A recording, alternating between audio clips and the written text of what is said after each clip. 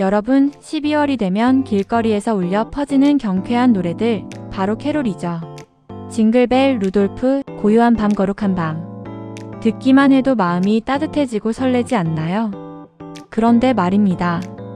우리가 지금 즐겁게 따라 부르는 이 캐롤들이 사실은 수천 년 전 이교도의 의식에서 시작되었고, 심지어는 술 취한 사람들이 부르던 노래에서 유래했다는 충격적인 사실을 알고 계셨나요? 크리스마스의 상징처럼 여겨지는 캐롤송.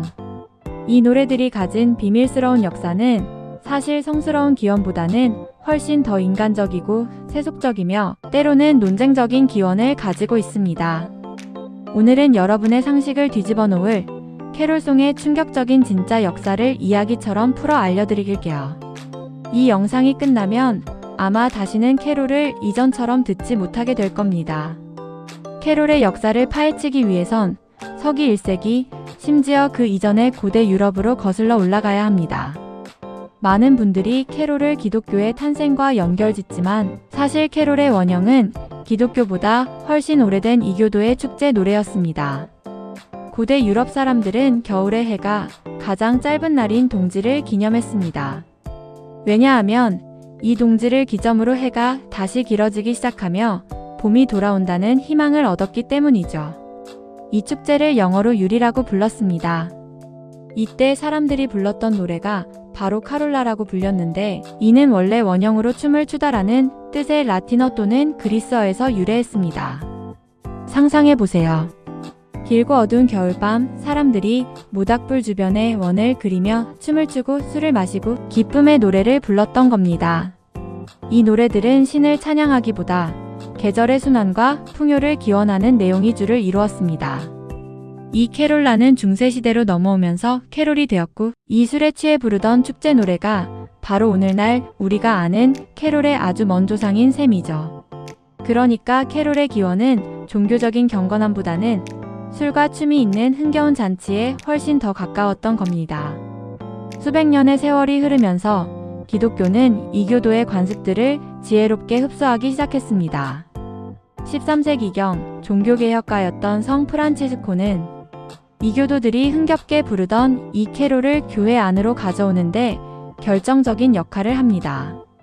당시만 해도 성당에서 부르는 공식적인 노래는 라틴어로 된 찬송가였습니다. 라틴어를 아는 성직자들만 이해할 수 있었죠.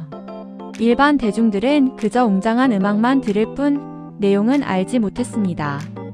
성 프란치스코는 이 점을 안타까워했습니다. 그는 사람들에게 예수 그리스도의 탄생 이야기를 쉽고 재미있게 전달하고 싶었습니다. 그래서 그는 사람들이 이미 익숙하게 부르던 경쾌한 멜로디와 모국어를 사용하여 성경의 내용을 이야기처럼 풀어낸 노래를 만들게 했습니다.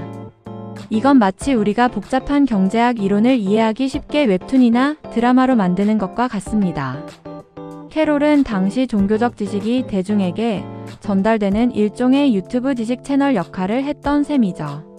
이 새로운 노래들은 순식간에 인기를 얻었고, 이때부터 캐롤은 크리스마스와 결합되기 시작합니다. 캐롤이 영원히 행복하게 불렸을 것 같지만 여기에도 충격적인 암흑기가 있었습니다. 바로 17세기 영국에서 일어난 청교도 혁명 때문이었습니다. 1640년대 영국에서는 청교도들이 집권하게 되면서 그들이 보기에 지나치게 세속적이고 방탕한 모든 관습을 금지했습니다.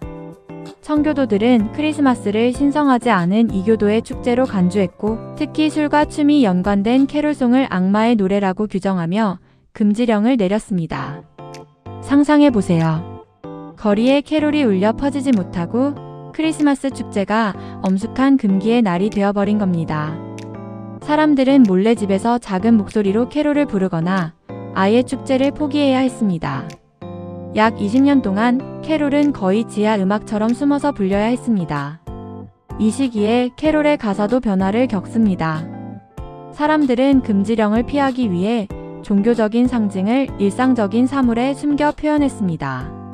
예를 들어 유명한 캐롤 더 12 데이즈 오브 크리스머스는 사실 아이들에게 몰래 기독교 교리를 가르치기 위해 만들어진 비밀 코드 노래였다는 설이 유력합니다. 캐롤이 암흑기에서 벗어나 부활하고 오늘날의 모습을 갖추게 된 것은 19세기 빅토리아 시대 영국과 미국으로 넘어오면서부터입니다.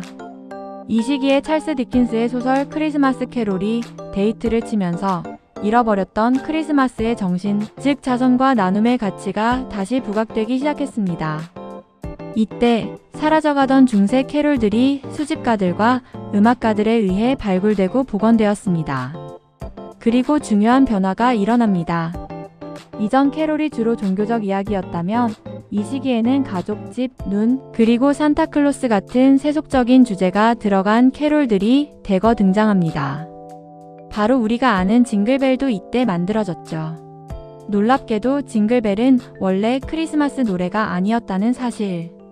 이 노래는 1857년 미국에서 원호스 우펀 슬레이라는 제목으로 추수감사절을 위해 작곡되었습니다. 눈 덮인 썰매를 타고 경주하는 내용을 담은 아주 세속적이고 경쾌한 곡이었죠. 하지만 그 멜로디의 경쾌함 덕분에 빠르게 크리스마스 시즌의 상징이 되어버렸습니다. 이렇게 이교도의 춤노래에서 시작해 종교개혁의 도구가 되었다가 금지령에 맞서 비밀스럽게 불리고 결국 세속적인 즐거움을 담은 대중음악으로 자리 잡은 것이 바로 캐롤송의 비밀스러운 여정인 것입니다. 어떠셨나요? 여러분이 무심코 흥얼거렸던 캐롤송 한 곡 안에 고대 이교도의 축제와 중세시대의 종교개혁, 그리고 엄격했던 청교도의 금지령까지 수천 년의 역사가 담겨 있다는 사실이 놀랍지 않으신가요? 캐롤은 단순한 크리스마스 음악이 아니라 인간의 끊임없는 기쁨과 희망을 노래하고자 했던 욕망이 시대를 관통하며 만들어낸 문화유산입니다. 다음번에 캐롤을 들으실 땐 그 흥겨운 멜로디 뒤에 숨겨진 복잡하고 재미있는 역사를 한 번쯤 떠올려 보세요. 오늘 영상이 여러분의 지적 호기심을 충족시키고 재미를 선사했다면 구독과 좋아요 버튼을 꼭 눌러주세요. 여러분의 따뜻한 관심이 제가 다음 영상을 만드는 가장 큰 동력이 됩니다. 다음에는 또 어떤 충격적인 지식으로 여러분의 상식을 뒤집어 놓을지 기대해 주세요. 감사합니다.